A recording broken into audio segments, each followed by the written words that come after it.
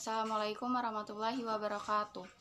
Saya Septi Amanda dari kelas 11 IPS 2 akan mempresentasikan hasil kerja saya, yaitu masuknya pengaruh Perancis dan Inggris ke Indonesia dengan tokoh William Danells. Materi pembahasan pada Assalamualaikum warahmatullahi wabarakatuh. Saya Septi Amanda dari kelas 11 IPS 2 akan mempresentasikan hasil kerja saya, yaitu masuknya pengaruh Perancis dan Inggris ke Indonesia dengan tokoh William Danells. Materi pembahasan pada hari ini, yang pertama ada awal kedatangan Danells ke Indonesia, yang kedua ada tujuan kedatangan Danells ke Indonesia, yang ketiga kebijakan-kebijakan Danells yang diterapkan di Indonesia, dan yang terakhir berakhirnya kekuasaan Danells di Indonesia. Yang pertama, awal kedatangan Danells ke Indonesia. Danells datang ke Indonesia pada 1 Januari 1806. Ia dikenal sebagai tokoh revolusioner yang mendukung politik liberalisme. Kedatangan Danells ke Pulau Jawa mengemban tugas pokok, yaitu yang pertama, memperkuat pertahanan di Pulau Jawa untuk menghadapi serangan Inggris. Yang kedua, mengumpulkan dana sebanyak-banyaknya untuk biaya perang melawan Inggris. Dan yang ketiga, memperbaiki keuangan pemerintahan kas negara karena waktu itu kas negara sedang kosong. Selanjutnya ada tujuan kedatangan Danells ke Indonesia dan apa aja hal yang dilakukan selama di Indonesia. Tugas utama Danells di Indonesia adalah mempertahankan Jawa agar tidak dikuasai Inggris.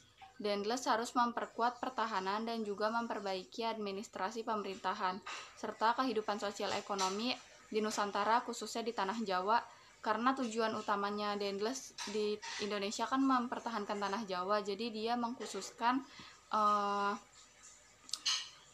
kebijakan-kebijakannya di Pulau Jawa. Adapun hal yang dilakukan Danells di Indonesia, yang pertama, membangun persiapan yang sehubungan dengan ketentaraan. Misalnya rumah sakit tentara, terus donasi untuk para tentara, dan lain-lain. Yang kedua, membangun jalan pos. Danells pembangunan jalan pos itu jaraknya dari Anyer sampai Panarukan yang kurang lebih 1000 km. Yang ketiga ada membangun beberapa pelabuhan.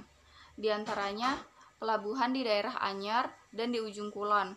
Tujuannya itu untuk persiapan perang, karena kalau lewat pelabuhan itu tuh nanti transportasi mereka itu bakalan lebih cepat dari biasanya.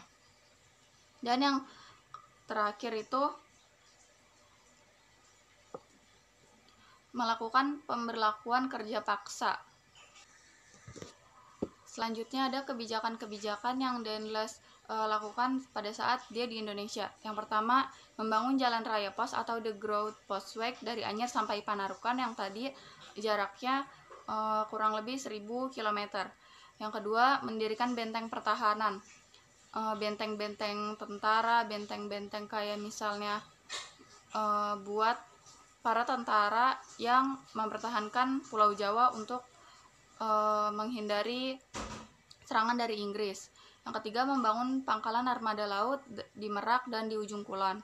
Yang terakhir, mendirikan pabrik senjata di Surabaya, meriam di Semarang, dan sekolah militer di Batavia. Hal yang memengaruhi berakhirnya kekuasaan Danells yaitu kekejaman dan kesewenangan Danells menimbulkan kebencian. Jadi Danells tuh pemerintahnya itu kejam, terus dia sewenang-wenang sama masyarakat di sana. Jadi masyarakat di sana tuh ada rasa benci sama Danells.